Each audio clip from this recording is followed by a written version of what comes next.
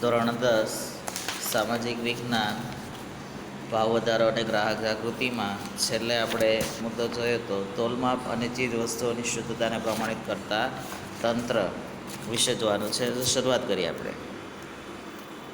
ભારત સરકારે ગુણવત્તાનું નિયમન કરવા માટે ઈસવીસન 1947માં ક્યારે 1947માં ઇન્ડિયન સ્ટાન્ડર્ડ ઇન્સ્ટિટ્યૂટ ISI, ટૂંકું નામ શું છે? ઇન્ડિયન સ્ટાન્ડર્ડ ઇન્સ્ટિટ્યૂટના ISI નામની સંસ્થા સ્થાપી હતી. આ ચિહ્ન તમે જોઈ શકો છો, ISIનો લોગો છે. શેનો લોગો છે? તમે આ ચિહ્ન ISIનો લોગો જોવા મળે છે, બરાબર. અને આ લોગો શેનો છે? BISનો લોગો છે,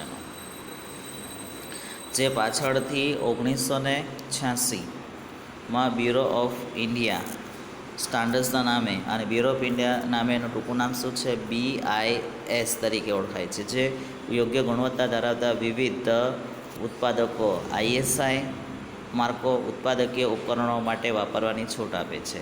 તદુપરાંત શું ખેતી આધારિત લોગો, એક માર્કનો લોગો.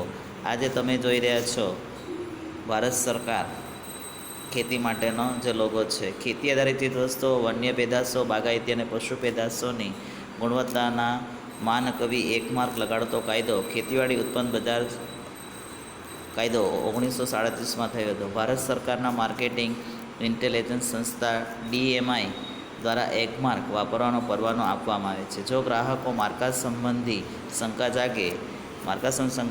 જાગે તો BISના નજીકના પ્રાદેશિક કાર્યાલયમાં, ક્યાં ભાઈ? BISના નજીકના કાર્યાલયમાં ફરિયાદ કરાવી શકે છે. આ ઉપરાંત સોના ચાંદીના દાગીના ખરીદતી વખતે પણ BISના માર્કાની, તો સોના ચાંદીના ખરીદે ત્યારે સોનાની શેમાં કરવામાં આવે છે? BISના માર્કાની. સોનાની શુદ્ધતાનો નંબર કેટલો છે? 916. દાખલા તરીકે 916 એટલે કે 22 કેરેટ સોનાની શુદ્ધતા દર્શાવતું માર્ક સાથે હોલમાર્ક કેન્દ્રનો લોગો જે તે વર્ષમાં હોલમાર્કિંગ થયું હોય તે વર્ષનું ચિહ્ન, દાખલા તરીકે જે એટલે કે 2008, જે એટલે શું? 2008 ઉપરાંત જ્વેલરી બનાવનાર અને વિક્રેતાનો લોગો અને ગુણવત્તાની ગેરંટી આપે છે. તદુપરાંત FPO લોગો જે છે શેના પર આવે છે? માર્કો જામ ફ્રૂટ, FPO કે જામ ફ્રૂટ જ્યુસ, સ્ક્વેરા, કેન અને ટીન જેવા પેક ઉપર અને શાકભાજીના ઉત્પાદક ઉપર કે છે લગાડવામાં આવે છે. તદુપરાંત આપણે જોઈશું કે વોલમાર્ક લોગો જોઈ લેજો, પરીક્ષામાં પૂછાઈ શકે. તદુપરાંત MPO, કયો લોગો જવાનો છે? MPO logo. તદુપરાંત આપણે જોવાનો છે કયો લોગો? HACCP logo. તો અહીંયા ISI ટેક્સટાઇલ, કેમિકલ, જંતુનાશક, રબર, પ્લાસ્ટિકની બનાવટો, સિમેન્ટની ધાતુઓ, ઇલેક્ટ્રોનિક્સ ઉપકરણો, આ માર્કો BIS દ્વારા અપાય છે. માર્કો કોણ આપે છે? BIS દ્વારા અપાય છે. વોલમાર્ક આપણે જોઈશું ત્યાર પછી. તો વોલમાર્ક ઊનની બનાવટો અને પોશાકોને આપવામાં આવે છે. MPO આપણે જોઈશું. તો MPO માર્કો આપણે જોઈશું કે આ માર્કો માંસ, મટનની પેદાશો અને તેમાંથી બનાવેલી બનાવટોને અપાય છે.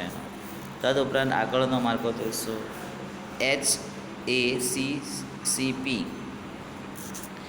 એ આપણે જોવાના છે hazard analysis and critical control point.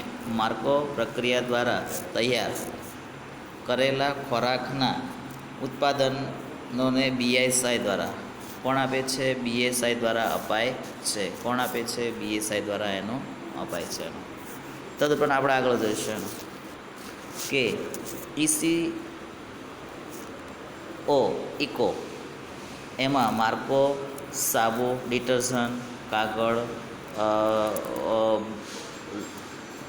Lubricating oil, packaging material, રંગ રસાયણ, પાવડર, બેટરી, સૌંદર્ય પ્રસાધનો, લાકડાના બદલે વપરાતી વસ્તુઓ, ચામડાની અને પ્લાસ્ટિકની બનાવટો ISI સ્ટાન્ડર્ડ બ્યુરો દ્વારા હવે કોણ આપે છે અને BSI આપે છે. આંતરરાષ્ટ્રીય કક્ષાની સંસ્થાઓ જોઈશું. તો આંતરરાષ્ટ્રીય કક્ષાએ બે આંતરરાષ્ટ્રીય સંગઠનો કોણ છે? સ્ટાન્ડર્ડલાઇઝેશન ગુણવત્તા માનાંકની કામગીરી કરી રહી છે. તો નંબર 1 એમાં સંસ્થામાં જોઈશું ISO ઇન્ટરનેશનલ સ્ટાન્ડર્ડ ઓર્ગેનાઇઝેશન, જેનું મુખ્ય મથક ક્યાં આવ્યું છે?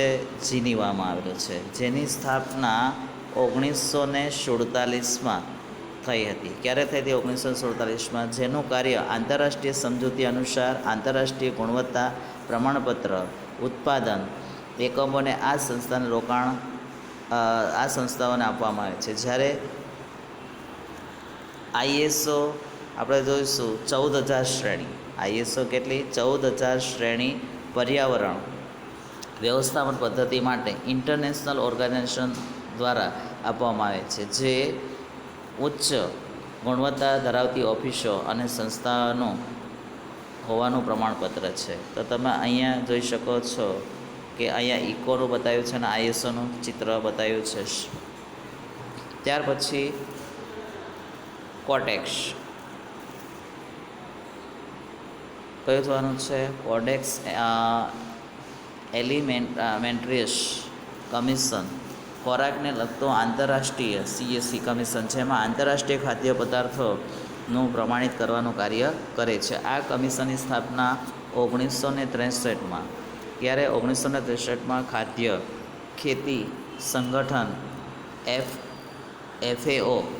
FAOનું પૂરું નામ શું છે? ફૂડ એગ્રીકલ્ચર ઓર્ગેનાઇઝેશન, વિશ્વ સંસ્થા આરોગ્ય WHO વર્લ્ડ હેલ્થ ઓર્ગેનાઇઝેશન દ્વારા કરવામાં આવી છે. તેનું મથક આ FAOનું મથક કે WHOનું મથક ઇટલીના ક્યાં? રાજધાની રોમમાં છે. ઇટલીની રાજધાની રોમમાં આવેલું છે. એનું કાર્ય દૂધ અને દૂધની બનાવટો, માંસ, માછલી, ખાદ્ય પદાર્થોના ઉત્પાદનોને પ્રમાણિત કરવાનું અને આંતરરાષ્ટ્રીય સ્તરે વેપાર નીતિ નિયમો ઘડવાનું કાર્ય આ સંસ્થા કરે છે. ભારતમાં આ કામગીરી ISO સાથે કામગીરી ભારતીય સંસ્થા BIS કરે છે. જ્યારે CAC સાથે સંપર્કમાં રહી ભારતની ડાયરેક્ટર આપણે જનરલ ઓફ હેલ્થ સર્વિસીસ પણ કરે છે. ત્યાર પછી આપણે જોઈશું ફરિયાદ કોણ દાખલ કરી શકે અને ક્યાં? તો ગ્રાહક પોતે.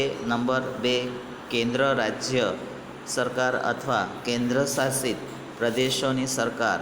નંબર 3 ગ્રાહક મંડળ કે જે તે કંપની કાયદા કે અન્ય પ્રવર્તમાન કાયદા હેઠળ નોંધાયેલા હોય તે, અથવા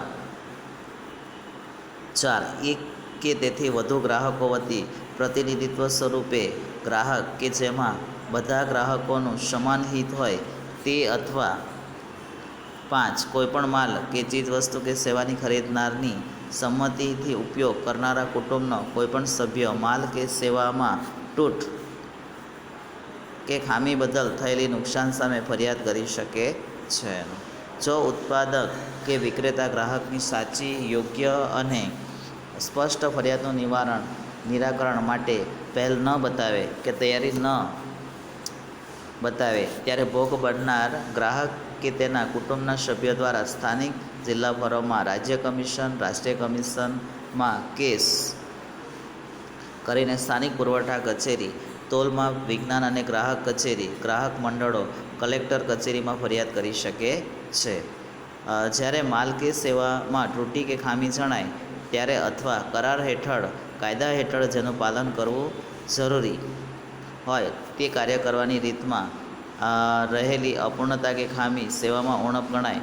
આ વસ્તુની ગુણવત્તા, પ્રકાર અને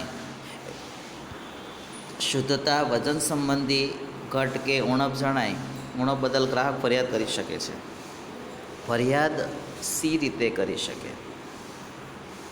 તો ફરિયાદની અરજી સરળ, સ્પષ્ટ, સાદી, સરળ ભાષામાં ટાઈપ કરીને કે હસ્તાક્ષરમાં કે ઈમેલથી થઈ શકે. જો કોર્ટમાં વકીલ મારફતે કેસ કરવો હોય ત્યારે સોગંદનામું કરવું પડે છે. અરજીમાં અરજદારનું નામ, સરનામું, સંપર્ક નંબર હોવો જોઈએ. ફરિયાદનું વિગતપૂર્ણ વર્ણન, ફરિયાદ માટેના કારણો સ્પષ્ટ લખવા જોઈએ એનો. ત્યાર પછી આગળ આપણે જોઈશું આરોપ સંદર્ભમાં જે કોઈ આધાર કે પુરાવા દસ્તાવેજ હોય તેની પ્રમાણિત નકલો મેળવી. ક્યારેક મૂળ પુરાવા આપવા નહીં, ક્યારેક આપણે એટલે ઓરિજિનલ ડોક્યુમેન્ટ્સ આપવા નહીં. બિલની કાચી પાકી રસીદ મેળવી. જો પેમેન્ટ ચેકથી કર્યું હોય તો તેનો અડદિયો કે ચેકની વિગત લખવી. વિક્રેતાએ કરેલી શરતો, જાહેર ખબરની નકલ, પેમ્પલેટ કે પોસ્ટ કટર્સની નકલ મેળવી. અરજી સાથે માંગેલા વળતરના દાવાની રકમ અનુસાર નિયમ મુજબ ફી ભર્યેથી જે તે ગ્રાહકના ફોરમ કોર્ટમાં ફરિયાદ દાખલ કરી શકે છે. ગ્રાહક ફરિયાદ થવાનું કારણ ઉદ્ભવે તો તેના 2 વર્ષમાં ફરિયાદ દાખલ કરી શકાય છે. કોઈપણ ગ્રાહક સંબંધી ફરિયાદ કરવા કે કાયદા અંગે વિશેષ માહિતી મેળવવા માટે માર્ગદર્શન માટે ગુજરાત રાજ્યની હેલ્પલાઇન ટોલ ફ્રી નંબર 1800-233-0222 અને રાષ્ટ્રીય કક્ષાએ હેલ્પલાઇન નંબર 1800-11-4000 ઉપરથી માહિતી મેળવી શકે અને એ માટે માર્ગદર્શન આપી શકે છે માર્ગદર્શન લઈ શકે છે